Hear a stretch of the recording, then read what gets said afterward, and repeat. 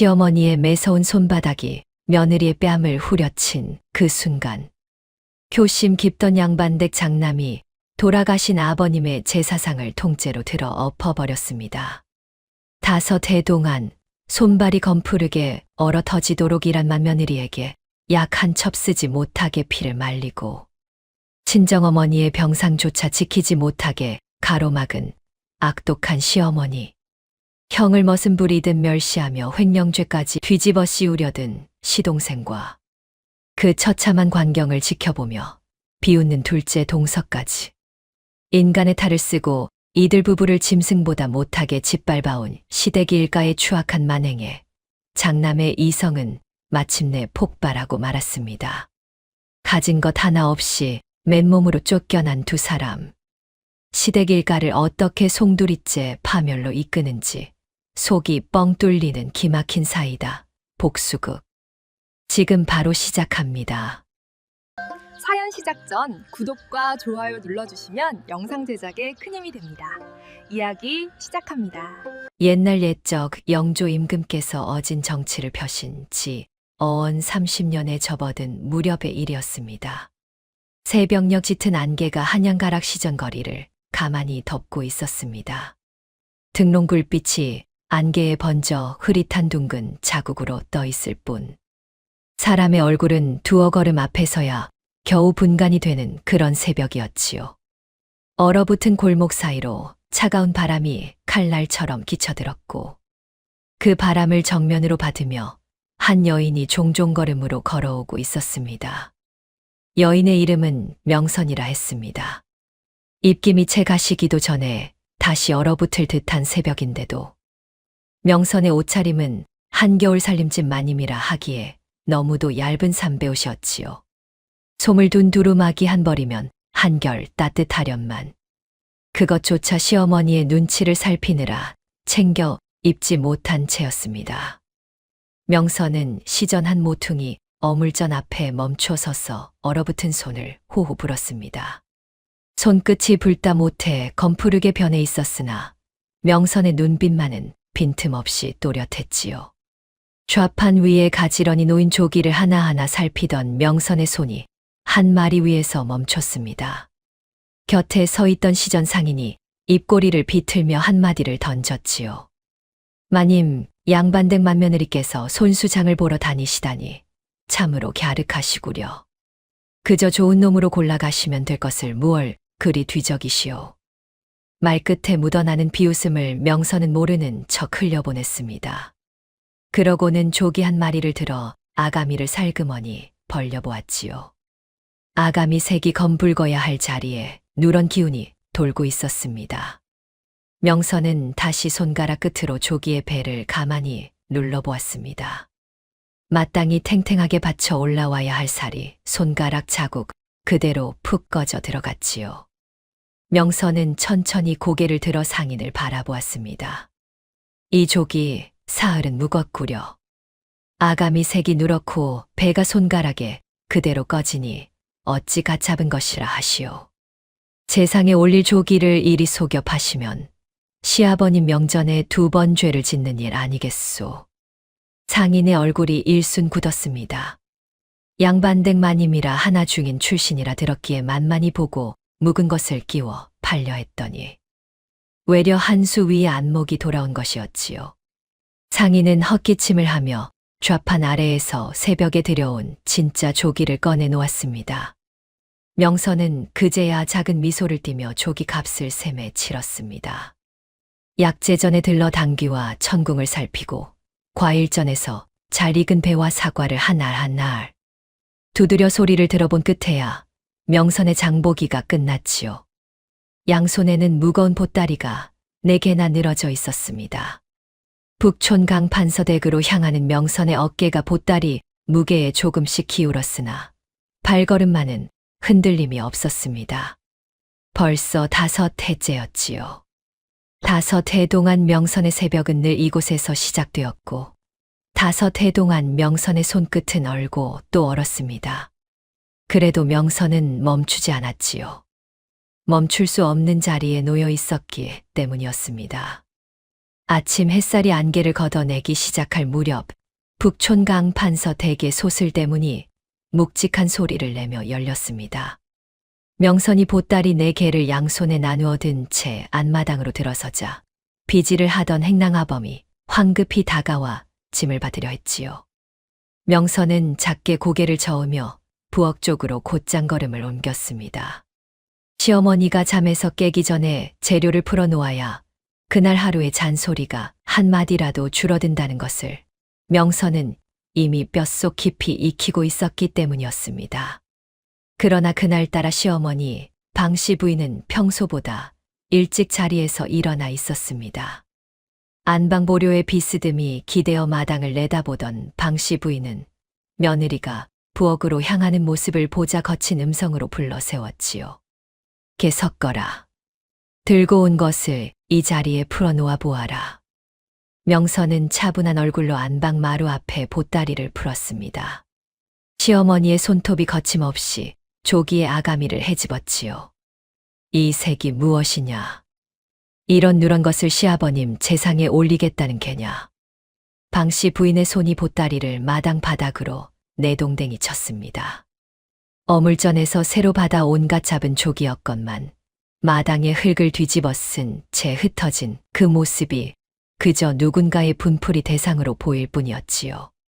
중인 집안에서 자라 그런가 5 해가 지나도 재상에 올릴 것 하나 제대로 고를 줄을 모르는구나. 그때 작은 문이 열리며 둘째 며느리 지혜가 사뿐사뿐 걸어 들어왔습니다. 비단 저고리의 옷고름이 햇살에 반들거렸지요. 어머님, 저희 친정에서는 이런 허름한 조기는 아예 재상 근처에도 두지 않았답니다. 격식이라는 게 어디 그저 하루 만에 익혀지는 것이겠어요. 명선은 무릎을 꿇고 흙 묻은 조기를 하나하나 주워 담았습니다. 그 어둠 속에서 한 장면이 천천히 떠올랐지요. 시집온 첫 해 겨울 한겨울 새벽 우물가에서 식구들 빨래를 하다 손이 얼어 갈라지고 피가 비쳤던 그날.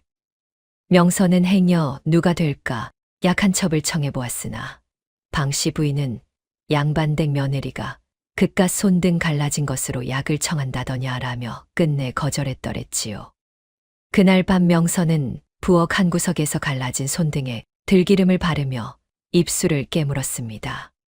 명선은 보따리를 챙겨 들고 부엌으로 들어가 곧바로 일을 시작했습니다.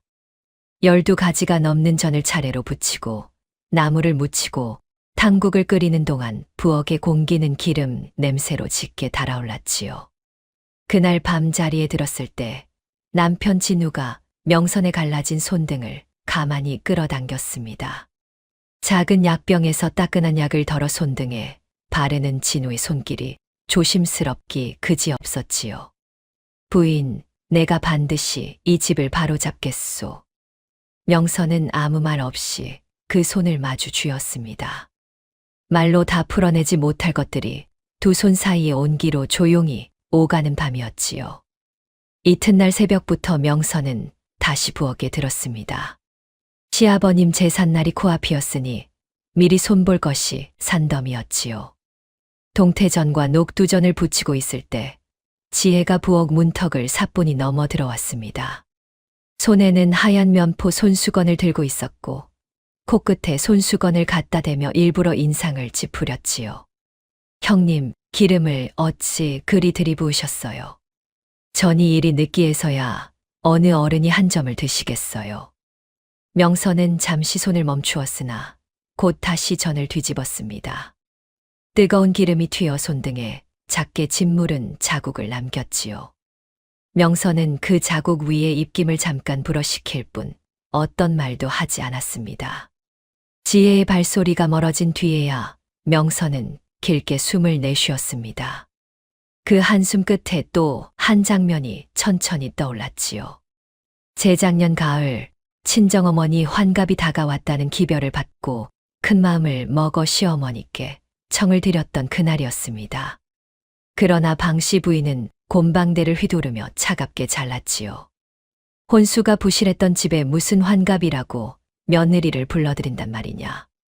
이 집 며느리가 그런 행차를 다니는 법이 어디 있느냐. 끝내 명선은 친정에 발을 들이지 못했습니다. 환갑잔치가 끝나고 한 달 뒤 친정어머니께서 자리에 누우셨다는 소식이 들려왔을 때 명선은 부엌 뒤뜰에서 홀로 손수건을 적셨지요. 저녁 무렵 관아에서 하루 종일 시달리고 돌아온 진우가 마당에 들어섰습니다. 도포 자락에는 숯검정이 묻어 있었고 신발은 진흙으로 거뭇했지요.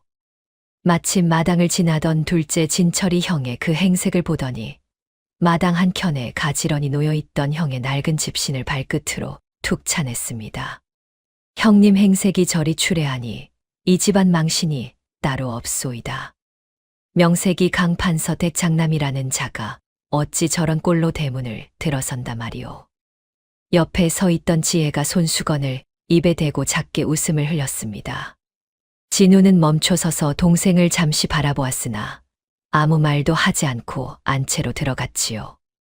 진우의 등 뒤로 시어머니, 방씨 부인이 안방문 너머에서 지켜보고 있었으나 그 어떤 꾸짖음도 둘째에게 향하지 않았습니다. 그날 밤 진우는 명선의 곁에 앉아 등잔불을 가만히 바라보다 입을 열었습니다. 부인, 진철이 관에 바칠 물건을 몰래 빼돌려 사사로이 팔아먹고 있소. 한두 번이 아니오. 내가 반드시 그 꼬리를 잡아내겠소. 명선은 남편의 옆 얼굴을 가만히 바라보았습니다. 등잔불에 비친 진우의 눈빛에는 흔들림 없는 결의가 차곡차곡 쌓여 있었지요. 명선은 진우의 무릎 위에 가만히 손을 얹었습니다. 서방님, 무리하지 마시어요.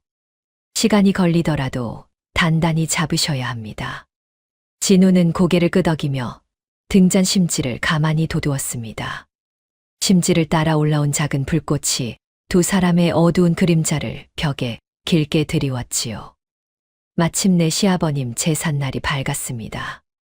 안채 대청의 제상이 차려지고 향이 피어오르자 강판서 댁의 모든 식구가 흰 도포와 흰 치마 저고리를 갖춰 입고 한자리에 모여 섰지요.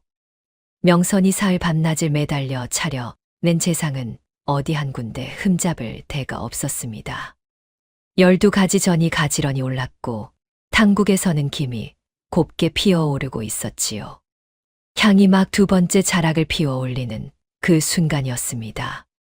진철이 갑자기 도포 안쪽에서 종이 한 장을 꺼내 제상 앞마루에 툭 던졌습니다. 종이가 마루를 미끄러져 진우의 발 앞에 멈춰 섰지요. 형님, 그 종이를 읽어보시오. 그리고 그 아래에 형님 수결을 두시오. 진우는 종이를 집어들고 한참 동안 그 내용을 들여다보았습니다. 종이에는 진우가 관에 바칠 물건을 빼돌려 사사로이 팔아먹었다는 것이 자백이 빼곡히 적혀 있었지요. 진철의 죄를 모조리 형의 이름으로 덮어 씌우려는 각서였습니다.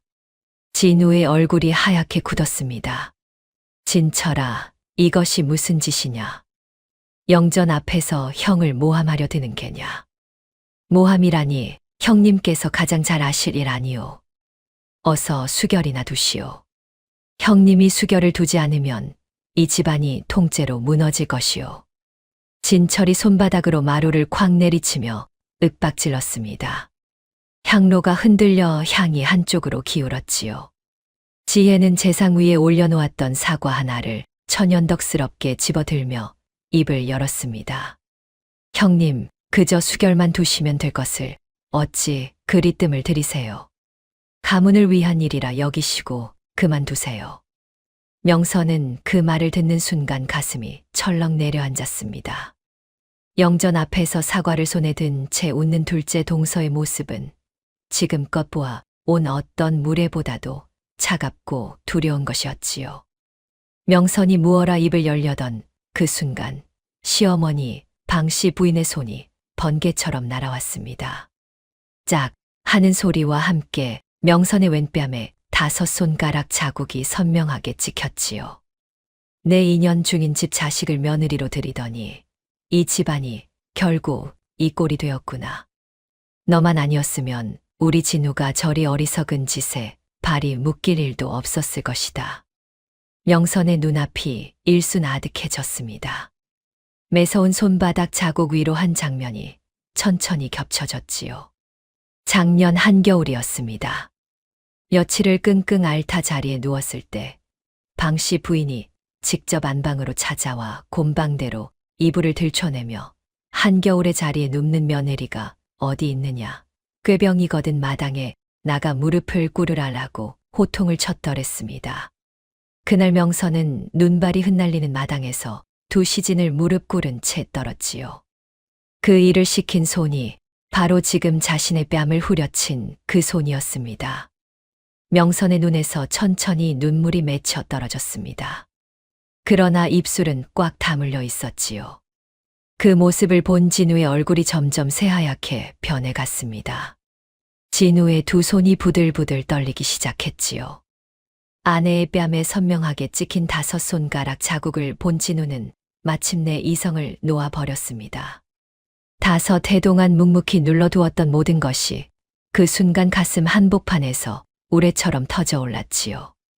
진우는 성큼 재상 앞으로 다가가더니 두 손으로 재상을 통째로 움켜쥐어 바닥에 내리꽂았습니다.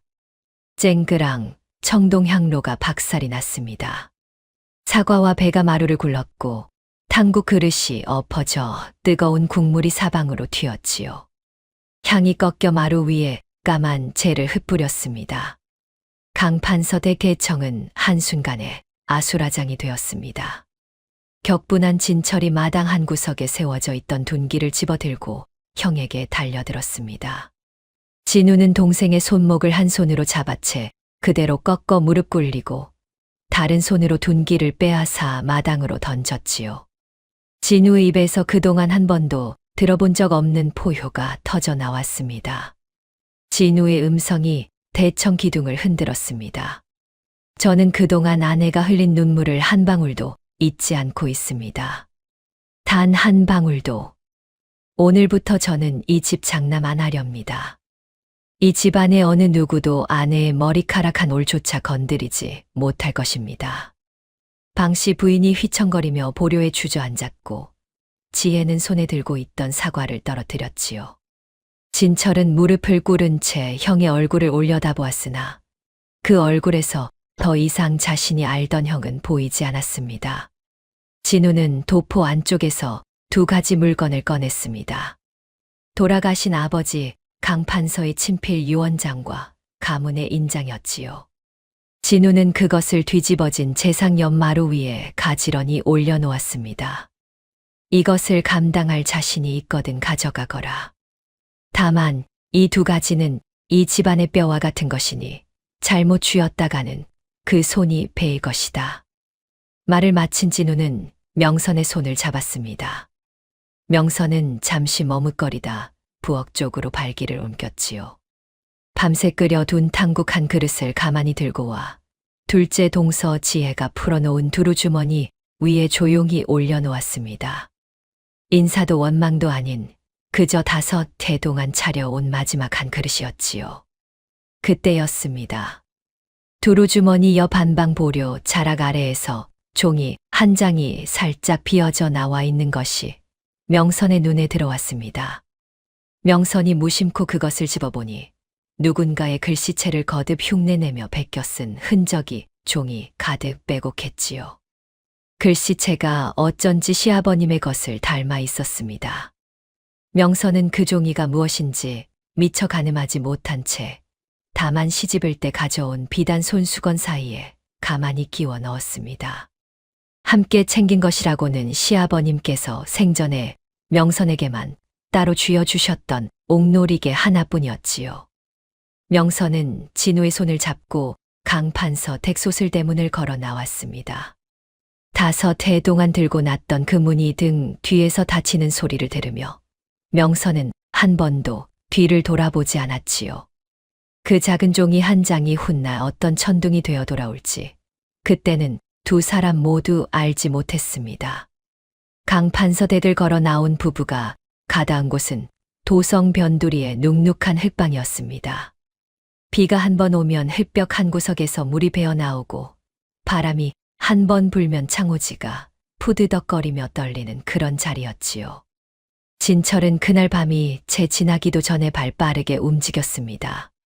관가의 인맥을 동원해 형 진우가 가문의 기술을 빼돌린 파렴치한이라는 방문을 도성 장터 곳곳에 붙였고, 지혜는 명선이 다니던 자수 공방에 손을 써 며느리의 발이 다시는 그 문턱을 넘지 못하도록 막아두었지요. 그러나 진철의 칼끝이 형의 목숨까지 단번에 거두지는 못했습니다. 그 까닭은 단 하나, 돌아가신 아버지 강판서가 임종 직전 진우에게만 따로 일러둔 것이 있었기 때문이었지요. 진짜 유원장의 보관처와 가문인장에 얽힌 비밀, 그것을 알아내기 전에는 형을 함부로 죽일 수 없었던 것이었습니다. 진철은 이를 갈며 다른 길을 택했지요. 형이 흙방에서 스스로 무너지기를 기다리는 길이었습니다.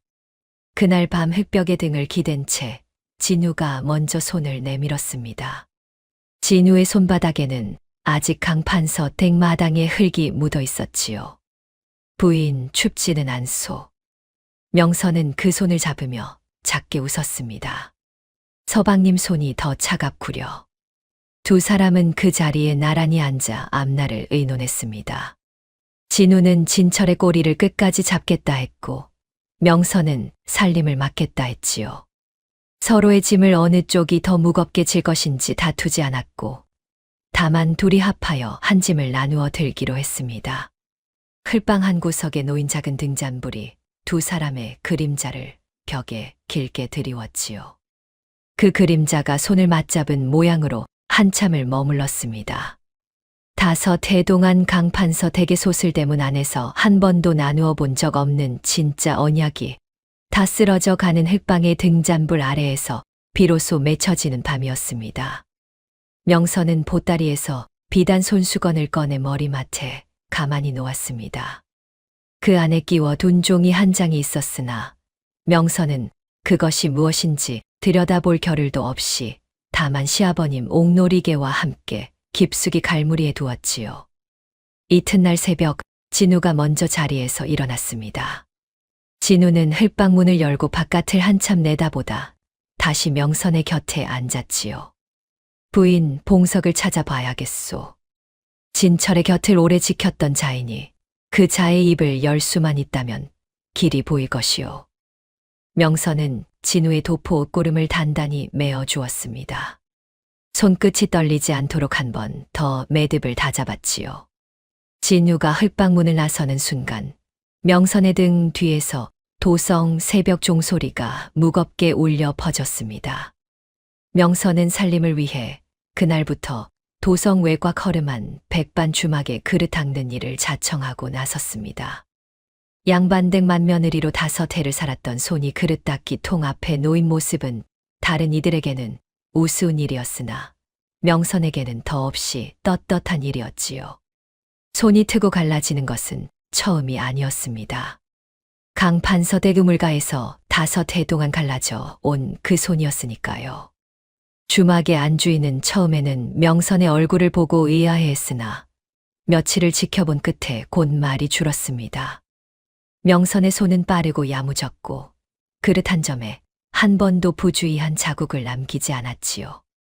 부엌일을 거들기 시작한 지 닷새 만에 명선은 주막의 살림 한 모퉁이를 거뜬히 떠받치고 있었습니다. 그날도 명선이 허리를 굽히고 그릇을 헹구고 있을 무렵이었습니다. 주막 구석자리에서 홀로 된장 조치를 들던 백발의 노옹이 갑자기 가슴을 움켜쥐며 마룻바닥으로 쓰러졌지요. 주막 안에 다른 손님들이 놀라 일어서기만 할 뿐 누구 하나 가까이 가지 못하던 그때 명선이 앞치마를 던지고 단숨에 달려갔습니다. 명선은 노옹의 머리를 무릎 위에 받치며 빠르게 인중을 살폈습니다. 입술이 검푸르게 변해 있었고 호흡이 끊어질 듯 가늘었지요. 명선은 노옹의 인중을 엄지손가락 끝으로 힘주어 누르며 다른 손으로는 합곡혈을 깊게 짚었습니다. 부친께 어릴 적부터 어깨 너머로 레온 의술이 손끝에 단단히 박혀 있었지요.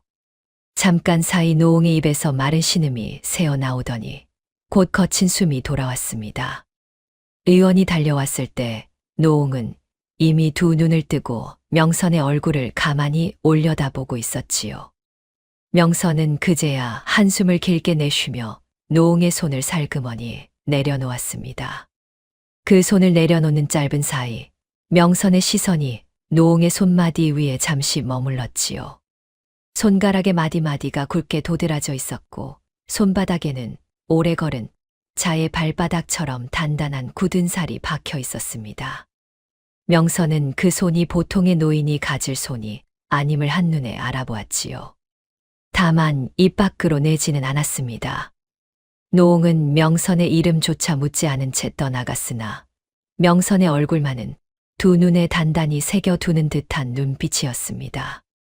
그날 밤 흑방으로 돌아온 명선은 진우의 품에 얼굴을 묻고 한참 동안 아무 말도 하지 않았습니다. 진우는 그저 명선의 등을 천천히 쓸어내렸지요. 진우 또한 그날 밤이 다 가기 전에 옛 동료 한 사람을 만나고 돌아오는 길이었습니다. 진철이 빼돌린 물건의 흐름을 아는 자가 봉석 외에 한 명 더 있음을 알아낸 것이었지요. 두 사람은 그날의 일들을 서로에게 다 풀어놓지 않은 채 다만 흑방의 어둠 속에서 서로의 손을 마주 잡고 잠들었습니다. 사흘이 지난 늦은 오후 그 백발의 노홍이 다시 주막에 들어섰습니다. 손에는 굵은 지팡이를 짚고 있었으되 걸음에는 흔들림이 없었지요. 노홍은 곧장 명선이 일하는 부엌 쪽으로 다가오더니 자신의 이름이 최명인이라 밝혔습니다. 명인이 누구인가 도성에서 모르는 이가 드물었으나 명선은 그 이름의 무게를 아직 가늠하지 못한 채 그저 정중히 고개를 숙였지요. 최명인은 한때 맨손으로 조선의 상단을 일구다 홀로 어린 자식 하나를 키우며 모진 세월을 버텨 낸 인물이었습니다. 그 시절 자신의 두 손이 했던 일들을 명선의 두 손에서 본 듯하여 최명인은 그 자리에서 명선을 거두고 싶은 마음이 차올랐지요. 그러나 사람을 쓰는 일에 평생 신중했던 노홍은 쉽게 손을 내밀지 않았습니다. 일부러 까다로운 요구를 차례로 내어놓으며 명선을 시험할 작정이었지요. 첫째 날 최명인은 명선에게 일렀습니다. 가진 것 없는 살림으로 보양식 한 상을 차려보게. 명선은 시장 바닥에서 사람들이 버린 무투리와 팥뿌리를 꼼꼼히 씻어 거두었습니다. 거기에 누군가 다듬다 버린 달걀뼈를 데쳐 누린내를 빼고 약재전 한 켠에서 헐값에 얻은 황기와 대추를 한 줌 넣어 깊은 육수를 우려냈지요. 한나절을 푹 고아낸 끝에 명선은 맑고 진한 약선탕 한 그릇을 최명인 앞에 가만히 내놓았습니다. 국물 한 술을 떠 입에 넣은 노홍의 두 눈가가 천천히 붉어졌지요. 둘째 날 최명인은 또 일렀습니다. 입맛 잃은 노인이 한 그릇을 다 비울 만한 음식을 차려보게. 명선은 매실로 입맛을 돋우는 백반에 잘 깬 두부와 잣을 곁들인 부드러운 죽 한 그릇을 내었습니다. 노홍은 그릇 바닥이 보일 때까지 천천히 비웠지요. 셋째 날에는 어린아이도 노인도 함께 먹을 수 있는 한 상을 일렀습니다. 명선은 단맛이 도는 호박과 부드러운 흰살 생선 한 토막으로 자극 없는 찜을 올렸지요. 노홍은 그제야 두 손으로 명선의 손등을 가만히 감싸주며 입을 열었습니다. 자네 손은 재료를 가리지 않는구먼. 그 손이 진짜일세. 이날 명선은 노홍이 자리에서 일어설 때 한 손으로 무릎을 짚는 것을 가만히 눈에 담았습니다. 무릎에 마디가 부어 있었고 한쪽 다리에 힘을 주지 못하는 기색이 분명했지요. 명선은 그것을 입 밖에 내지 않은 채 다만 마음 한구석에 새겨두었습니다. 이 무렵 명선은 아침마다 치밀어 오르는 구역질을 간신히 참으며 일을 이어갔습니다. 비린 음식 냄새에 속이 뒤집어졌고 다리에 자꾸 힘이 풀렸지요. 저녁이 되어 흙방으로 돌아오면 진우가 따뜻한 생강차를 끓여 명선의 손에 가만히 쥐어주었습니다. 두 사람은 말없이 마주 앉아 그 온기를 나눠 마셨지요. 진우는 명선이 새 생명을 품고 있음을 진작 눈치챘으나 명선이 먼저 입을 열기 전에는 묻지 않기로 했습니다. 진우가 살림을 살이라 거듭 당부했으나 명선은 그저 손을 저으며 웃을 뿐이었지요. 그 무렵 진우에게 옛 동료 봉석이 비밀리에 찾아왔습니다. 흘방 뒷마당 가장 어두운 모퉁이로 발소리를 죽이며 들어선 봉석의 얼굴은 사색이 되어 있었지요. 봉석은 진우의 도포 자락을 와락 움켜쥐며 다급한 음성으로 말을 잇기 시작했습니다. 형님, 진철이 이번에는 저까지 그 일에 끌어들이려 하고 있소. 그동안 빼돌린 물건이 한두 점이 아닌데 그 죄를 모조리 형님과 저에게 나누어 씌울 모양이요. 더 이상 침묵하면 저도 함께 끌려갈 처지요. 봉석은 품속 깊은 곳에서 작은 장부 하나를 꺼냈습니다. 표지가 손때에 저러 검게 변해 있었고 끈은 여러 번 풀고 묶은 자국이 남아 있었지요. 봉석은 그것을 두 손으로 받쳐 진우 앞에 내밀었습니다. 진철이 관에 바칠 물건을 언제 어디로 빼돌려 누구에게 얼마에 팔았는지가 빼곡히 적혀 있는 결정적인 장부였지요. 진우의 손이 그 장부를 받아드는 순간 살짝 떨렸습니다. 진우는 봉석의 두 눈을 똑바로 바라보았습니다. 등잔불 너머로 봉석의 동공이 가늘게 떨리고 있었지요. 봉석아, 이 장부 말고도 네가 아는 것이 있을 것이다. 함께 움직이면 우리 둘 다 살고 혼자 숨으면 둘 다 죽는다. 내 입을 끝까지 닫아 두지 마라. 봉석은 한참을 침묵했습니다. 흘방 문틈으로 새어들어오는 새벽바람에 등잔불이 흔들렸지요. 봉석은 마침내 입을 열었습니다. 형님, 한 가지가 더 있소. 방화를 지시한 서한이 한 장 남아 있소. 진철이 한 번도 빛을 본 적 없는 그 서한을 제가 아직 가지고 있소이다. 허나 이 도성에 두고는 도저히 지킬 수가 없소.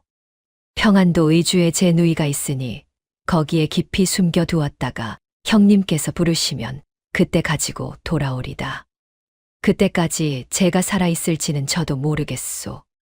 봉석은 그 말을 남기고 어둠 속으로 자취를 감추었습니다. 진우는 그 자리에 한참을 서서 봉석의 발소리가 멀어지는 것을 들었지요. 손에 쥔 장부가 점점 무거워지는 듯한 착각이 들었습니다. 그날 밤 진우는 흘방의 등잔불 아래에서 명선에게 모든 것을 털어놓았습니다. 명선은 잠시 두 눈을 감았다가 천천히 떴지요. 서방님, 이 장부가 진짜 무기가 되려면 때를 골라야 합니다. 섣불리 내밀면 오히려 빌미가 되어 우리 쪽이 더 크게 베일 것입니다. 진철이 어디까지 손을 뻗어두었는지부터 헤아려야 합니다. 진우는 아내의 말에 천천히 고개를 끄덕였습니다. 두 사람은 화로 앞에 마주 앉아 반격의 시기와 방법을 머리를 맞대고 그려나갔지요. 명선의 손가락이 흙바닥의 작은 길을 하나하나 그어 보일 때마다 진우의 눈빛은 점점 깊고 단단해져 갔습니다. 그 밤이 흘방의 첫 작전 회의가 된 셈이었습니다. 최명희는 명선의 솜씨와 됨됨이를 한 달 가까이 묵묵히 지켜본 끝에 어느 날 명선을 따로 불렀습니다. 노옹의 손에는 두툼한 전대 하나가 들려 있었지요. 최명희는 그것을 탁자 위에 내려놓으며 입을 열었습니다. 내 평생 사람을 들이는데 한 번도 실수를 한 적이 없네. 자니가 받지 않겠다 하더라도 이 늙은이의 안목을 부정하지는 말게. 도성 외곽에 버려진 낡은 공방이 하나 있네. 그 자리를 자네에게 내어주려 하니 그곳을 자네 손으로 다시 일으켜보게. 명선은 한참 동안 말을 잇지 못하다가 깊이 고개를 숙였습니다. 그 자리에서 명선은 받은 은혜를 평생 잊지 않겠다 마음으로 새겼지요. 그러나 공방 한 채를 얻었다 하여 살림이 곧장 펴진 것은 아니었습니다. 화덕은 갈라져 있었고 약탕기는 녹이 슬어 있었으며 무엇보다 재료를 들여올 푼돈조차 부족했지요. 진우는 그날 밤 명선의 곁에 앉아 한참을 말없이 천장을 올려다보다 자리에서 일어났습니다. 부인, 내가 한 군데 다녀오리다. 늦더라도 기다리지 마시오. 진우가 향한 곳은 옛 동료 장인 한 사람의 집이었습니다. 한때 강판서 댁의 위세 아래에서 진우의 발길질에 가까운 멸시를 한 차례 견딘 적이 있는 자였지요. 진우는 그 집 문 앞에 서서 한참을 망설이다 끝내 도포 자락을 가다듬고 무릎을 꿇었습니다. 클바닥에 두 무릎을 대고 머리를 깊이 숙여 재료 외상을 청하는 부탁의 말을 천천히 꺼냈지요. 멀리 떨어진 골목 어귀에서 그 광경을 우연히 보고만 명선은 손등으로 소리 없이 눈물을 닦았습니다. 다만 진우 앞에서는 끝내 그 눈물을 보이지 않았지요. 그날 이후 부부의 살림은 본격적으로 움직이기 시작했습니다. 진우는 낮 동안 갈라진 화덕을 손보았고 명선은 약탕기에 녹을 닦아 내었지요. 공방 한켠에 진우가 직접 깎아 만든 작은 나무 현판이 걸렸습니다. 현판에는 그저 온기라는 두 글자가 적혀 있었지요. 어느 밤 화덕에 처음으로 불을 지피며 진우가 나직이 말했습니다. 이 불이 꺼지지 않는 한 우리도 꺼지지 않을 것이요. 명선은 그 말을 듣고 한참 동안 화덕을 바라보다 천천히 고개를 끄덕이며 처음으로 환하게 웃었습니다. 흘방에서 강판서 댁을 걸어 나온 그날 이후 명선의 입가에 처음으로 번진 환한 웃음이었지요. 화덕의 작은 불길이 활활 타오르며 두 사람의 그림자를 공방 벽 가득 비추었습니다. 진우는 낮에는 아버지가 남긴 기술 노트를 펼쳐놓고 화덕을 새로 손보았고 밤에는 포도청 종사관의 동향을 은밀히 살피며 반격의 길을 두 갈래로 키워 나갔습니다. 이 무렵 명선의 배는 아주 조금씩 둥글게 불러오고 있었지요. 진우는 그것을 알면서도 일부러 모르는 척하며 더 자주 명선의 곁에 머물렀습니다.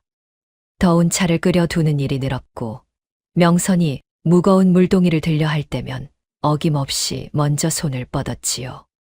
그 작은 손길들 속에서 두 사람은 차곡차곡 다음 한 걸음을 준비해 가고 있었습니다. 오후 1035. 봉석이 자취를 감춘 지 한 달이 채 지나지 않아 진우가 그 장부를 손에 넣었다는 소문이 어느 틈엔가 진철의 귀에 흘러들어가고 말았습니다. 진철은 안방의 보료에 비스듬히 기대어 그 소식을 듣자 한참을 침묵하다가 곧 곰방대를 거칠게 내리쳤지요. 어머니 방씨 부인의 눈치를 살피던 시절은 이미 오래전에 지났습니다. 명선의 가게가 도성변두리에서 조금씩 입소문을 타기 시작하자 진철의 인내심은 마침내 한계에 이르렀던 것이었지요. 그날 밤 진철은 저작거리에 무렵의 셋을 불러들였습니다. 어두운 골목 한 구석에서 두툼한 전대를 건네받은 사내들은 등롱 불빛 아래에서 그림자를 길게 느리며 진우가 다니는 길목으로 흩어졌지요. 가게 일을 마치고 돌아오던 진우의 등 뒤로 사내들의 발소리가 가까워졌습니다. 진우는 본능적으로 품속의 장부를 배 밑으로 끌어안았지요. 골목의 흙바닥 위로 둔탁한 매질 소리가 짧게 그러나 모질게 이어졌습니다. 진우는 끝내 장부를 내어주지 않았습니다. 사내들의 둔기가 진우의 어깨와 옆구리를 차례로 후려쳤고 마지막 한 대가 뒤통수에 떨어졌지요. 진우는 차가운 흙바닥 위로 무너지듯 쓰러졌고 등롱 불빛에 비친 핏자국이 흙 속으로 스며들었습니다. 새벽녘 일을 마치고 흙방으로 돌아온 명선은 문 앞에서 무언가 잘못되었음을 직감했습니다. 이웃 행랑아범이 두 사람을 부축해 골목에서 끌고 들어왔던 것이지요. 진우는 깊은 정신을 잃은 채 자리에 누워 있었고 이마에서 흘러내린 피가 베개 한 귀퉁이를 검붉게 물들이고 있었습니다. 명선은 짐승처럼 울부짖었지요. 그 울음소리에 흙방 창호지가 떨렸습니다. 명선은 진우의 차가운 이마에 자신의 이마를 가만히 맞대었습니다. 그 자리에 한참을 그렇게 머물렀지요.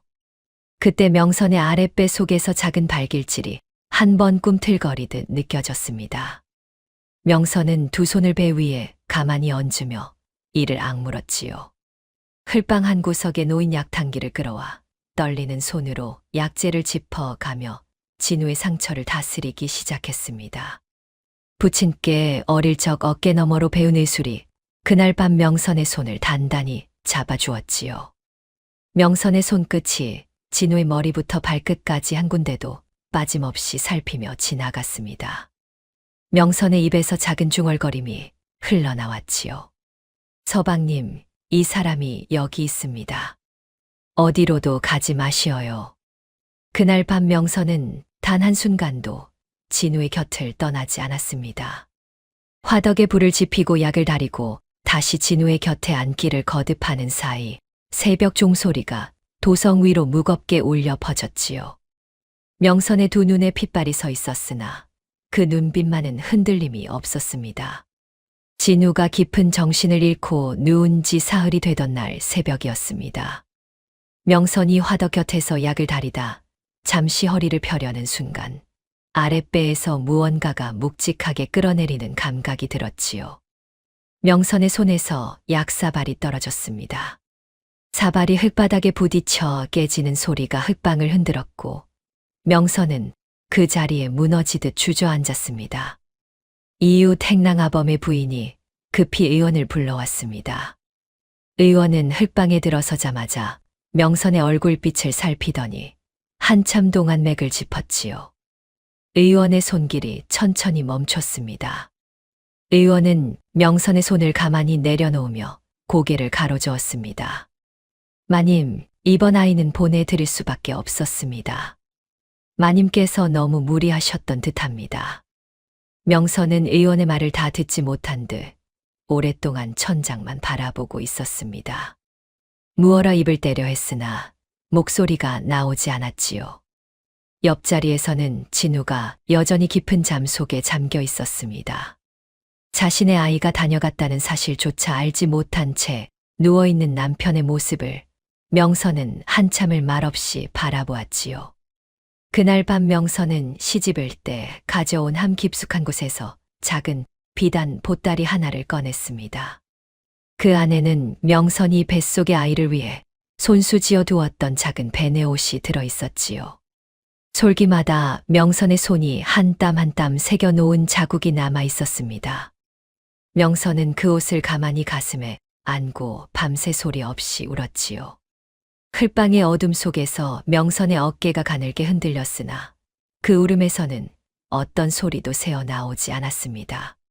새벽이 가까워질 무렵 명선은 눈물을 닦고 그 베네옷을 다시 비단 보따리에 곱게 싸서 함 가장 깊은 곳에 넣어두었습니다. 언젠가 이 옷을 다시 꺼내는 날이 오리라. 그날까지는 잊고 살자. 명선은 입술을 깨물며 함의 뚜껑을 천천히 닫았지요. 그러나 그날의 슬픔이 흘방 안에 머물기도 전에 흘방의 문이 거칠게 열렸습니다. 고운 비단 치마를 휘날리며 들어선 자는 다름 아닌 둘째 동서지혜였지요. 누구에게 들었는지 명선의 일을 알아채고 일부러 흙방까지 찾아온 것이었습니다. 지혜는 흙방의 누추한 자리를 한번 훑어보더니 입가에 옅은 미소를 흘렸습니다. 형님 중인 집안의 자식이 양반댁 장자의 아이를 함부로 가지려 했으니 이것이 바로 천벌이라는 게지요. 가문을 떠나신 그날 이미 이렇게 될 줄 알았답니다. 지혜의 말이 끝나기도 전이었습니다. 명선이 자리에서 번개처럼 일어났습니다. 명선의 손이 곧장 지혜의 머리채를 단단히 움켜쥐었지요. 흘방의 문턱을 넘고 마당의 흙바닥을 가로질러 골목 어귀까지 명선은 지혜를 그대로 끌고 나갔습니다. 비단치마 자락이 흙에 끌리며 검게 더럽혀졌습니다. 골목 끝에서 명선은 지혜의 머리채를 놓으며 차갑게 말했습니다. 동서, 내 아이의 목숨값은 동서의 평생으로도 다 갚지 못할 것이요. 다시 내 눈앞에 나타나면 그때는 내 손으로 동서의 비단 치마를 갈갈이 찢어 놓겠소. 그날 명선의 눈빛이 달라졌습니다. 슬픔이 칼이 되는 순간이었지요. 최명희는 명선의 그 달라진 눈빛을 한눈에 알아보았습니다. 노홍은 며칠을 묵묵히 지켜본 끝에 어느 밤 명선을 따로 불렀지요. 자네 안에 그 화를 그저 태우기만 하면 자니가 먼저 제가 되네. 그 화를 실력으로 바꾸게. 내 평생 쌓아온 거래처와 상단의 인맥을 자네에게 하나씩 일러주겠네. 다만 받아 안을 자신이 있어야 하네. 명선은 깊이 고개를 숙였습니다.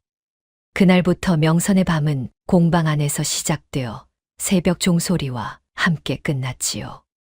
약재를 다듬는 손놀림, 거래처를 가려보는 안목, 상단의 흐름을 잇는 셈법까지 최명희는 한 가지도 흘리지 않고 명선에게 일러주었습니다. 명선은 그 모든 것을 손끝과 머릿속에 한 점도 빠짐없이 새겨 넣었지요. 화덕 옆 작은 책상 위에서 명선이 약재를 써는 솜씨는 날이 갈수록 빨라졌습니다. 칼이 도마에 닿는 소리가 점점 짧고 정확해졌지요. 어느 날 밤 명선은 당귀 한 뿌리를 달빛이 비치는 자리에 올려놓고 손에 든 칼로 한 점을 얇게 저며 보았습니다. 베어낸 단면을 가만히 들어 등잔불에 비추니 그 너머로 달빛이 비쳐 보일 만큼 얇았지요. 부친께 의술의 뿌리를 배운 손이었기에 약재를 다루는 손은 다른 이들보다 한참을 앞서 자라갔습니다. 명선이 달빛이 비치는 칼날을 손에 든 그 무렵 흙방에서는 진우가 마침내 두 눈을 떴습니다. 깊은 잠에 빠진 지 열흘 만이었지요. 처음 며칠은 자리에서 일어나는 것조차 어려웠고 명선이 직접 끓인 미음을 한술 한술 떠 진우의 입에 넣어 주었습니다. 진우의 손에는 아직 힘이 돌아오지 않았으나 명선의 손을 마주 잡는 그 손길에는 따뜻함이 깃들어 있었지요. 자리에 앉을 만큼 기력을 되찾았을 무렵 명선이 잃은 아이의 일을 진우에게 천천히 일러주었습니다. 진우는 한참을 천장을 향해 누운 채 말을 잇지 못했지요. 진우의 두 눈에서 천천히 맺힌 눈물이 관자놀이를 따라 흘러내렸습니다. 명선은 그런 남편의 손을 두 손으로 꼭 감싸주며 입을 열었지요. 서방님은 이미 충분히 싸우셨습니다. 이번에는 제 차례입니다. 서방님께서는 다만 자리에서 일어서 주시기만 하면 됩니다. 진우는 명선의 손을 마주 쥐며 천천히 고개를 끄덕였습니다. 그 무렵부터 두 사람은 한 가지 일을 한 사람의 손에 맡겨 두지 않기로 했지요. 진우가 비틀거리며 자리에서 일어선 그날, 명선은 흘방 한 켠에 따끈한 미음 한 그릇을 더 놓아두었습니다. 기력을 어느 정도 되찾은 진우는 한쪽 눈가에 아직 가시지 않은 멍을 단 채 포도청을 찾아갔습니다. 그동안 혼자 모아온 진철의 비리 증거 조각들을 종사관 앞에 하나씩 풀어놓았지요. 종사관은 처음에는 냉담한 얼굴이었으나 진우가 마지막으로 내민 장부 사본의 수결을 확인하고는 표정이 천천히 바뀌었습니다. 종사관은 장부를 가만히 덮으며 진우의 얼굴을 다시 한번 들여다보았지요. 처음 공방에 들어섰을 때 갈라지고 부르텄던 명선의 손은 두 해가 지난 지금 칼집이 촘촘히 박혀 있었으나 움직임만큼은 물이 흐르듯 능숙해져 있었습니다. 봄이 두 번 오고 가는 사이 작은 공방의 이름은 도성 안에서 솜씨 좋은 마님의 가게로 입소문을 타기 시작했지요. 첫 해 겨울에는 찾아오는 손님이 셋이었습니다. 이듬해 봄이 오자 그 수가 열이 되었지요. 여름이 깊어지자 가게 앞에 줄이 생겼습니다. 명선이 끓여내는 약선탕 한 그릇이 노인의 입맛을 살리고 명선이 무쳐내는 나물 한 접시가 자리에서 일어나지 못하던 산모를 일으켰다는 소문이 입에서 입으로 옮겨졌지요. 도성 변두리의 작은 가게가 변두리에 머무르지 않게 된 것이었습니다. 마침내 도성 제1의 대행수 윤영감이 가게의 문턱을 넘어선 것은 그의 늦여름의 일이었습니다. 윤영감은 평생 입맛이 까다롭기로 도성에서 모르는 이가 없을 정도였는데 명선이 내어놓은 나물 3가지를 차례로 맛본 끝에 두 눈가가 천천히 붉어졌지요. 윤영감은 한참을 말없이 그릇을 내려다보다 입을 열었습니다. 내 어머니께서 살아계실 적 차려주시던 그 맛이오.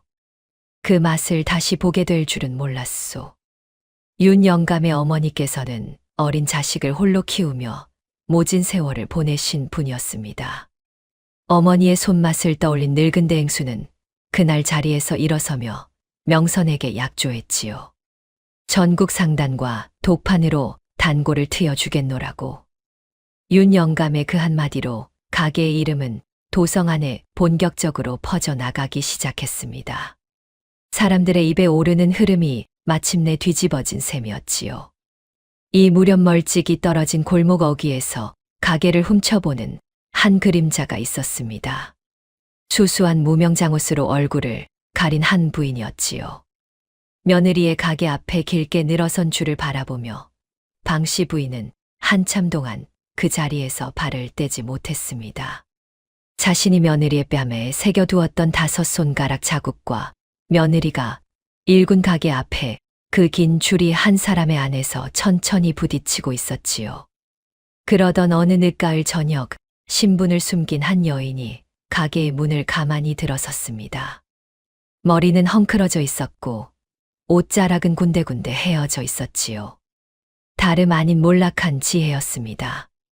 명선은 한눈에 알아보았으나 모르는 척 따뜻한 한 그릇을 내어주었지요. 지혜는 그릇을 2 손으로 받아 떨리는 손가락 끝으로 한 수를 떴습니다. 그 한 수를 입에 넣는 순간 지혜의 입에서 마른 흐느낌이 새어나왔지요. 지혜는 끝내 그릇을 다 비우지 못한 채 자리에서 무너지듯 일어나 도망치듯 가게 문을 나섰습니다. 명선은 그 뒷모습을 오래도록 바라보다 천천히 자리에서 일어나 빈 그릇을 거두었지요. 이긴 자가 베푸는 모습이 그러했습니다. 가게의 단골이 강성상단의 자리를 하나씩 빼앗아 가기 시작하자 진철은 마침내 두려움에 사로잡혔습니다. 한때 형의 집신을 발끝으로 차내던 그 손이 이제는 형수가 일군 가게의 그림자에 짓눌리고 있었지요. 진철은 다시 한번 저작거리의 협잡꾼들을 불러들였습니다. 이번에는 매질이 아니었습니다. 불이었지요. 축시 무렵의 새벽이었습니다. 도성 변두리의 골목길은 인적이 끊기고 등록마저 거의 다 꺼진 어두운 시각이었지요. 검은 옷차림의 사내 셋이 가게의 첫째 공방 뒷마당으로 소리 없이 들어섰습니다. 사내들의 손에서 기름통이 기울어졌고 부싯돌의 마른 불꽃이 집더미 위로 떨어졌지요. 불은 순식간에 화덕의 마른 나무에 옮겨 붙었습니다. 붉은 화마가 공방을 삼키는 사이 미처 빠져나오지 못한 한 사람이 그 안에 갇혔습니다. 최명인이 늘 곁에 두던 늙은 수하 중 한 사람이었지요. 진우는 그 사실을 안 그 순간 지체 없이 불길 속으로 뛰어들었습니다. 명선이 진우의 도포 자락을 2 손으로 와락 움켜주며 울부짖었지요. 서방님, 아니 되옵니다. 서방님까지 이르면 저는 어찌하란 말이오. 진우는 그 손을 가만히 떼어내며 명선의 얼굴을 한번 깊이 들여다보았습니다. 그러고는 불길 속으로 그대로 뛰어들었지요. 불길이 도포 자락을 삼켰고 검은 연기가 진우의 시야를 가렸습니다. 진우는 무너지는 들보 아래에서 수화를 끌어내어 등에 들쳐맨 채 다시 마당으로 굴러나왔지요. 2 사람의 옷에서 연기가 피어올랐고 진우의 팔뚝에는 화상의 붉은 자국이 길게 남았습니다.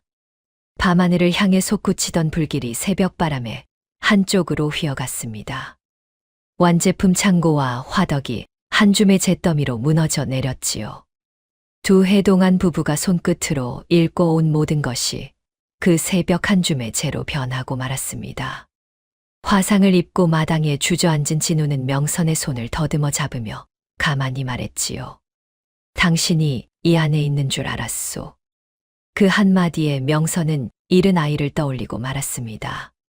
2 해 전 흙방 깊은 곳에서 보내야 했던 그 작은 숨결이 명선의 가슴 한가운데를 다시 한 번 훑고 지나갔지요. 명선은 진우의 가슴에 얼굴을 묻고 오래도록 울었습니다. 진우의 도포 자락에서는 아직 매캐한 연기 냄새가 가시지 않고 있었지요. 그날 밤 같은 시각 도성 다른 한 자리에서는 또 한 사람이 그 불길을 다른 방식으로 마주하고 있었습니다. 진철의 사가 안방이었지요. 술에 잔뜩 취해 들어온 진철이 안마당의 사내들을 향해 너털웃음을 흘리며 입을 열었습니다. 수고하였다. 그 계집년의 가게가 새벽에 잿더미가 되었다 하니 속이 다 시원하구나. 형도 함께 타 죽었으면 일이 더 깔끔했으련만. 마침 안채 뒷마루의 어둠 속에 서 있던 한 사람이 그 말을 두 귀로 또렷이 듣고 말았습니다. 방씨 부인이었지요. 방씨 부인은 그 자리에 얼어붙은 듯 한참을 서 있다가 천천히 발길을 돌렸습니다. 그날 이후 방씨 부인의 안방 등잔은 새벽까지 꺼지지 않았지요. 공방이 잿더미로 무너진 그 새벽 이후 진철은 한 발 더 깊이 발을 들여놓고 있었습니다.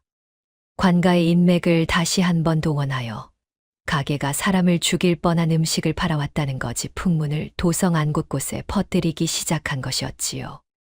가게를 잿더미로 만든 것으로도 모자라 명선의 이름까지 함께 묻어버릴 작정이었습니다. 그러나 진우는 이미 그 한수를 내다보고 있었지요. 방화가 일어나기 한 해 전부터 진우는 포도청 종사관과 물밑으로 손을 잡아두고 있었습니다. 진철의 빼돌린 재물 장부 사본을 종사관에게 일러둔 것이 그 첫 매듭이었지요. 진우는 화상을 입은 팔뚝에 무명천을 감은 채 다시 포도청을 찾아갔습니다. 종사관은 진우의 모습을 보자 자리에서 일어나 두 손으로 진우의 어깨를 가만히 짚었지요. 이제 마지막 패를 꺼낼 때가 되었네. 자니가 알려주기로 한 그 한 장이 와야 하네. 진우는 깊이 고개를 끄덕였습니다. 곧장 진우는 사람을 평안도 의주로 보냈지요. 봉석에게 약조한 그 신호를 전하기 위함이었습니다. 두 해 동안 누이의 집 광 깊숙한 자리에 그 서한을 숨겨두었던 봉석은 진우의 사람이 닿자마자 그 서한을 품에 단단히 갈무리하고 의주를 떠났지요. 도성에 닿기까지의 길은 결코 순탄하지 않았습니다. 진철이 풀어놓은 자들이 봉석의 자취를 쫓아 몇 번이고 길목을 막아섰지요. 봉석은 한쪽 다리에 칼을 맞은 채 절뚝거리며 그러나 단 한 번도 발을 멈추지 않았습니다. 산을 넘고 강을 건너고 마을을 우회하기를 거듭한 끝에 봉석은 마침내 도성의 성문을 들어섰지요. 진우와 마주 앉은 그날 봉석의 옷자락은 클과 핏자국으로 거뭇하게 변해 있었습니다. 진우가 무어라 말을 꺼내려 하자 봉석은 손을 들어 제 입을 막았지요. 형님, 말씀은 후회하시오. 우선 이것부터 받아주시오. 봉석은 떨리는 손으로 품속에서 두툼한 한 장의 종이를 꺼냈습니다. 두 해 동안 의주의 광 가장 안쪽에서 잠들어 있던 방화 지시 서한의 원본이었지요. 진철의 친필이 분명한 그 글씨가 종이 위에 또렷이 살아 있었습니다. 봉석은 그것을 진우의 두 손에 가만히 얹어주며 입을 열었지요. 이것이 제가 형님께 할 수 있는 마지막의 일이요. 진우는 그 종이를 두 손으로 받쳐 들고 한참 동안 봉석의 얼굴을 들여다보았습니다.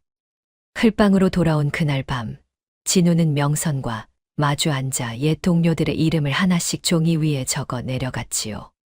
진철의 손에 한 번씩 멸시를 당했던 자들, 그러나 끝내 양심을 놓지 않은 자들의 이름이었습니다.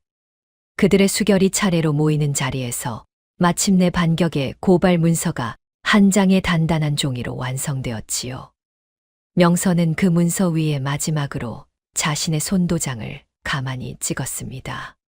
이튿날 새벽 진우는 완성된 고발 문서와 방화 지시 서한 원본, 그리고 봉석의 장부를 한꺼번에 포도청 종사관에게 올렸습니다. 종사관은 그 자리에서 문서를 한 장 한 장 살펴본 뒤 곧장 자리에서 일어났지요. 포도청의 나졸들이 횃불을 들고 움직이기 시작했고 장부는 곧이어 사헌부로 넘어갔습니다. 사헌부에서 일어난 파장이 조정의 문턱까지 단숨에 닿았지요. 같은 시각 명선은 자리를 털고 일어났습니다. 화상을 입은 손에 무명천을 단단히 감은 채 명선은 잿더미가 된 첫째 공방 자리 앞에 섰지요. 도성 사람들이 하나둘 모여드는 그 자리에서 명선은 얼굴을 가리지 않고 입을 열었습니다. 여러분께 한 가지 사실을 낱낱이 밝히고자 합니다. 가게가 사람을 해치는 음식을 팔았다는 풍문은 모두 거짓이옵니다. 그 거짓을 누가 어찌 만들어냈는지, 그 모든 자취를 이제 관에서 가려 주실 것입니다. 명선의 음성은 떨림이 없었지요.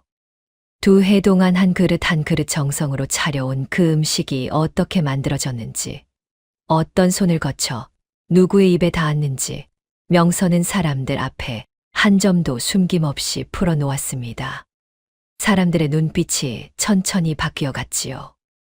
입소문은 마치 마른 들판 위의 불처럼 빠르게 번져나갔고 그 불길은 곧장 진철의 사가를 향해 휘어 들기 시작했습니다. 그날 늦은 오후 명선은 한 곳을 더 찾아 나섰습니다. 옛 시가의 마당이었지요. 소슬대문이 활짝 열린 그 마당 한가운데 지혜가 발악하듯 서 있었습니다. 포도청의 나졸들이 곧 들이닥칠 것이라는 기별을 누군가 먼저 일러준 모양이었지요. 지혜는 명선을 보자 손가락질을 하며 소리를 질렀습니다. 내년이 감히 이 자리에 발을 들이느냐. 내년이 무엇이라고. 명선은 한 발 한 발 천천히 마당을 가로질러 갔습니다. 그러고는 품속에서 비단 보따리 하나를 꺼내어 가만히 풀어보였지요. 보따리 안에는 누렇게 빛바랜 종이 한 장이 들어 있었습니다. 시집을 떠나오던 그날 안방보료 자락 아래에서 흘러나와 명선의 비단 손수건 사이에 끼어 함께 따라 나왔던 바로 그 종이었지요. 2해 동안 함 깊숙한 자리에서 잠들어 있던 그 한 장이 마침내 햇빛 아래로 모습을 드러내는 순간이었습니다. 종이 위에는 시아버님 강판서의 필체를 흉내내어 거듭 베껴 쓴 흔적이 빼곡했지요. 한 글자를 수십 번씩 한 줄을 다시 또 다시 베껴 쓴 자국이 종이 가득 새겨져 있었습니다. 가짜 유언장 한 장을 만들기 위해 지혜가 안방보료 아래에서 몇 담을 세워가며 연습한 종이었지요. 명선은 그 종이를 천천히 펼쳐 지혜의 눈앞에 내밀며 입을 열었습니다. 동서, 이 글씨가 누구의 손에서 나온 것인지 포도청에서 가려주실 것이요. 시아버님의 함자를 함부로 베껴 적은 죄, 그 죄값을 동서가 어찌 다 감당하시겠소. 지혜의 다리에서 힘이 풀렸습니다. 지혜는 그 자리에 무릎을 꿇듯 주저앉았지요. 명선은 그 종이를 다시 비단 보따리에 갈무리한 뒤 한 번도 뒤를 돌아보지 않은 채 마당을 걸어 나왔습니다. 소슬대문 너머로 멀리서 포도청 나졸들의 발소리가 다가오고 있었지요. 방화지시 서한과 빼돌린 재물장부가 사헌부의 손에서 한 장 한 장 입증되자 강성상단은 그 자리에서 빚더미에 올라앉았습니다. 그동안 진철의 위세에 빌부터 단고를 트여주던 자들이 모두 발을 빼었고 강성상단의 깃발은 마침내 도성 안에서 거두어지고 말았지요. 진우는 그제야 도포 안쪽 가장 깊은 곳에 2해 동안 간직해 오던 아버지의 진짜 유언장을 세상에 꺼내 보였습니다. 문중의 어른들이 한자리에 모인 그날 진우는 유언장을 펼쳐 한 글자 한 글자 또박또박 읽어 내려갔습니다. 가문의 인장과 함께 그 자리에 올려놓으니 그 어떤 어른도 그 유언장 앞에서 입을 열지 못했지요. 진우는 천천히 자리에서 일어나 모인 어른들을 향해 말했습니다. 오늘부로 강성상단의 자리를 가게 온기가 이어받아 아버지께서 일구신 가업을 바로잡고자 하옵니다. 가문의 장남으로서 그 책무를 다하겠나이다. 진우는 그날 잃었던 장남의 이름을 되찾았습니다. 흘방으로 밀려나던 그날부터 2해, 마침내 다시 가문의 중심에 서는 자리였지요. 며칠 뒤 포도청 마당에서 지혜의 신문이 벌어졌습니다.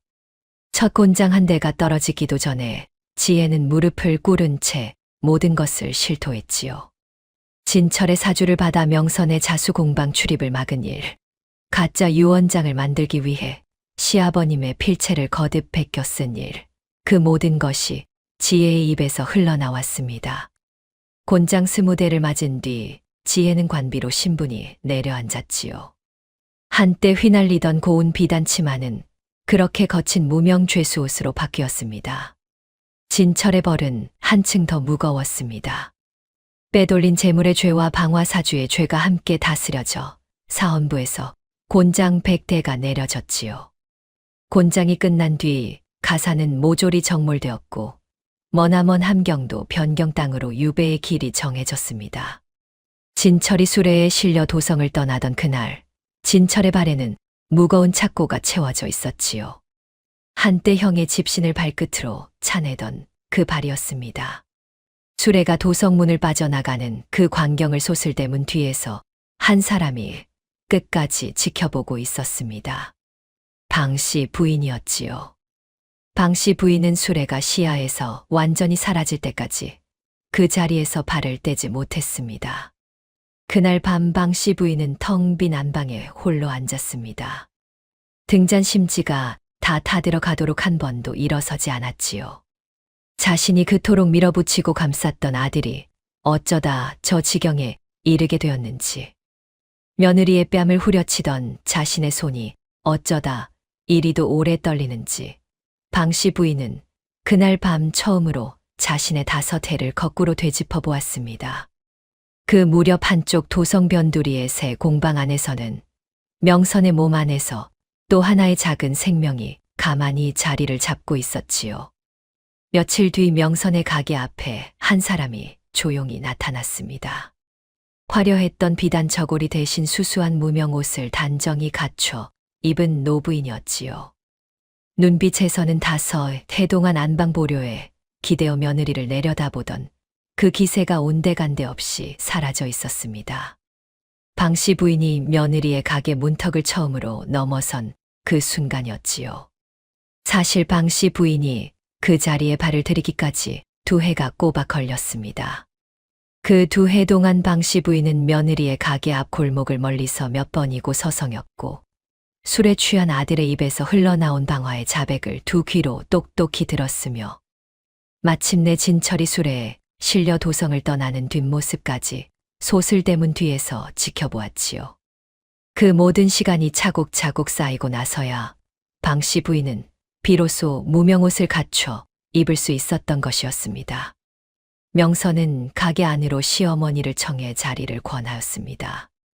그러고는 부엌으로 들어가 작은 삼배 주머니 하나를 꺼내어 가지런히 마주 앉았지요. 명선이 그 삼배 주머니의 입구를 천천히 풀어 보였습니다.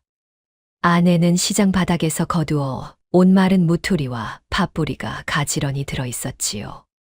방씨 부인의 2 눈이 그 주머니에 닿는 순간 가늘게 떨렸습니다. 명선은 시어머니의 2 손 위에 그 주머니를 가만히 올려드렸지요. 마님, 제가 이 댁에 들어온 첫날 새벽 마님께서 제 손에 쥐어 주신 것이 무엇이었는지 기억하십니까? 사흘이 묵은 썩은 조기였사옵니다. 저는 이것으로 갚사옵니다. 무투리와 팥뿌리, 마님께는 결코 부족하지 않을 것이옵니다. 방씨 부인은 한참 동안 그 주머니를 내려다보다 2 손으로 그것을 가만히 받쳐 가슴에 안았습니다. 그러고는 소리 없이 눈물을 흘렸지요. 그것은 용서를 청하는 말도, 변명을 늘어놓는 말도, 분을 풀어내는 울음도 아니었습니다. 오래도록 가슴 한구석에 눌려있던 무엇이 그날 그 자리에서 비로소 한 번 터져 나오는 소리였지요. 명선도 아무 말도 더 하지 않았습니다. 다만 따끈한 차 한 잔을 우려 시어머니의 앞에 가만히 놓아두었지요. 2 사람은 그 자리에서 한참을 마주 앉아 있었습니다. 5해 동안 한 번도 나누어 본 적 없는 침묵이 그날 처음으로 2 사람 사이에 따뜻하게 흘렀지요. 노을이 가게의 창호지를 천천히 붉게 물들이는 동안 2 사람의 그림자가 한자리에 가만히 머물러 있었습니다. 며칠 뒤 방씨 부인은 소슬대문이 우뚝 솟은 강판서 댁의 큰 살림을 모두 정리하였습니다. 가문의 일은 진우와 명선에게 모두 맡긴다는 한마디를 남기고 작은 보따리 하나만을 든 채 도성을 떠났지요. 방씨 부인이 향한 곳은 도성 외곽 산자락에 자리 잡은 작은 암자였습니다. 한때 안방보료에 기대어 며느리를 내려다보던 그 2 손은 이제 암자의 작은 마당을 비질하며 여생을 보내는 손이 되었지요. 해가 한 번 더 바뀌고 도성 안에 따스한 봄볕이 가득 내려앉던 어느 화창한 날이었습니다. 명선이 마침내 건강한 딸아이 하나를 품에 안았지요. 아이의 첫 울음소리가 가게 안채에 울려 퍼지던 그 새벽, 진우는 마당에 서서 한참 동안 하늘을 올려다보았습니다. 두 눈에 맺힌 눈물이 봄 햇살에 가만히 반짝였지요. 두 해 전 흙방에서 어둠 속으로 보내야 했던 그 작은 숨결이 마침내 다른 모습으로 두 사람 곁에 닿은 셈이었습니다. 명선은 자리에 누운 채 진우에게 함 하나를 가져다 달라 청했습니다. 시집을 때부터 5해를 따라다닌 그 낡은 함이었지요. 명선은 함 가장 깊은 자리에서 작은 비단 보따리를 꺼냈습니다. 2해 동안 빛 한 번 본 적 없이 잠들어 있던 그 보따리였지요. 보따리를 천천히 풀어 보이니 그 안에는 명선이 손수 한 땀 한 땀 새겨두었던 작은 베네옷이 가지런히 개켜 있었습니다. 명선은 갓 태어난 딸아이에게 그 베네옷을 가만히 입혀주었습니다. 솔기마다 2해 전에 명선이 깃들어 있는 그 옷이 이제 새 생명을 따뜻하게 감싸주는 첫 옷이 된 셈이었지요. 명선은 진우의 어깨에 얼굴을 묻고 오래도록 울었습니다.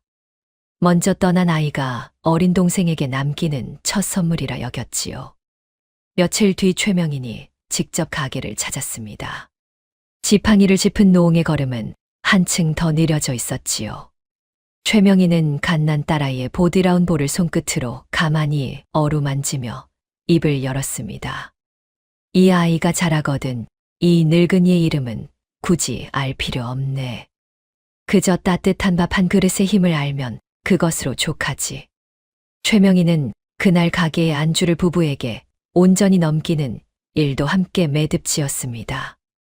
평생 쥐고 있던 거래처와 상단의 인맥까지 모두 진우와 명선의 손에 단단히 쥐어준 셈이었지요. 며칠 뒤 최명희는 오래 벼르던 고향길을 떠났습니다. 지팡이를 짚고 도성문을 천천히 빠져나가는 노홍의 뒷모습이 봄볕 속에서 작은 점이 되어 멀어져 갔지요. 부부는 그해 가을 한 가지 큰일을 매듭지었습니다. 한때 권위로 우뚝 솟아있던 옛씨가 저택의 자리를 부부의 손으로 사들였지요. 진우는 그 자리에 높고 두꺼운 담장을 손수 허물게 하였습니다. 담장이 무너진 자리에 가난한 형편의 청년들이 글 공부를 할 수 있는 서당 한 채가 들어섰지요. 한때 사람을 신분으로 줄 세우던 그 자리에 신분과 살림의 다름을 묻지 않고 그를 가르치는 서당이 들어선 셈이었습니다. 돌아가신 아버님의 제삿날이 다시 돌아왔을 때 진우와 명선은 정성을 다해 가장 정갈한 제상을 차렸습니다. 5해 전 흙바닥에 내동댕이 쳐졌던 그 조기를 명선이 직접 골라 올렸고 두 사람은 시아버님의 낡은 유품인 옥놀이개를 손끝으로 가만히 어루만지며 깊이 절을 올렸지요. 다음 영상을 빠르게 만나보시려면 좋아요와 구독을 눌러주세요. 그럼 더 재미있는 영상으로 찾아뵙겠습니다. 모두 행복한 하루 보내세요.